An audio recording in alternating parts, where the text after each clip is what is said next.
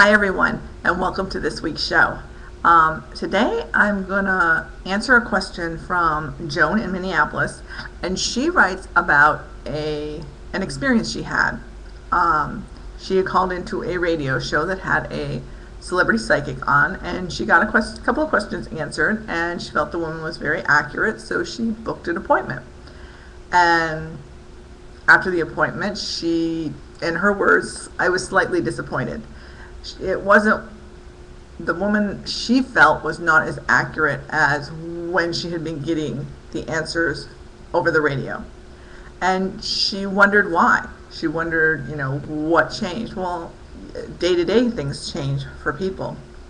But her big question was, and it made me laugh. Yeah, it made me laugh because she says, aren't celebrity psychics supposed to be the best? No. They're not. I mean, yes, they are. They're supposed to be the best in their area, in their field, what they do, if they're going to put themselves out there like that. But then again, anyone in this profession who puts themselves out there should be the best that they can be.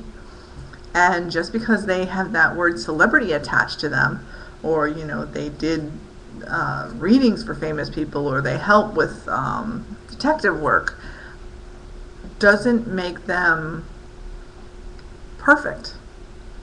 And it doesn't necessarily make them the person you needed to go to.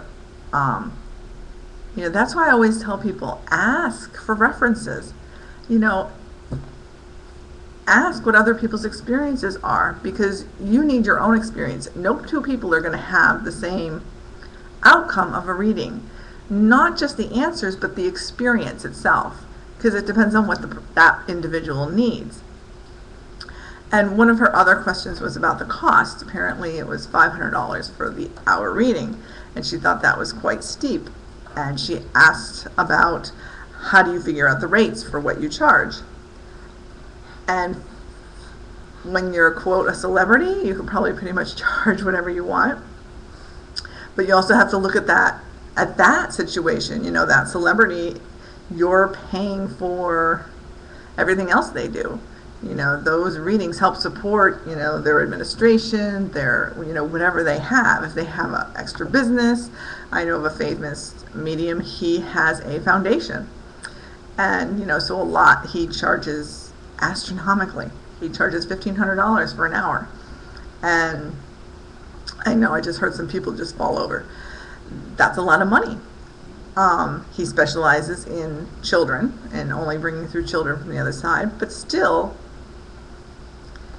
to me, that's outrageous. That's too much to ask of someone. When you have this gift, you're here to help as many people as you possibly can. And when you charge too much, you're putting restrictions on those people that can come to you. When I figure out my rates, I have always gone and looked and seen what is the average medium charging. And the hard part for me is I have to find somebody who does what I do, because there are a lot of psychics out there. There are not a lot of mediums. So there's a differentiation. There's a different way information comes through. When you go to a medium, 9 times out of 10, that medium is going to be talking straight through for an hour. I mean, those messages are just going to keep rolling. And with a psychic, there's pauses. There's pulling out the cards, there's looking at pictures, there's touching objects, there's that going on. So that kind of takes up some of that time. Oh, and that was one of the things. She wrote that the individual that she scheduled that appointment with, I had to send a photo, I had to send a piece of jewelry and something of my husband's in order for her to do the reading. And she was questioning that. Why would she need that? Because she uses psychometry. That's how she takes the energy from those objects to, quote, read you, to read your energy. The only bad part about that is that you're reading the energy of the person when they took it off. And with a lot of celebrity psychics, you have to wait weeks in advance. Your whole life could change in a couple of weeks. So she's reading energy from that. instead of you as you are at that moment. But then again, I know of a psychic who does that. She uses psychometry, but she also uses the person directly in front of her. She hears that voice over the phone. For me, for a medium, it's very different than a psychic. For a medium, I don't need objects. I don't need anything from you. I need intention. I need your intention that you want your family to come through, that you want whoever's watching over you to come through and give you guidance. That intention opens up the door to the other side for that person to come through and go, oh, I'm the one who's going to talk, and I'm going to tell her what she needs to know. And again, with a medium, it's non-stop messages. It's just talking. But for prices,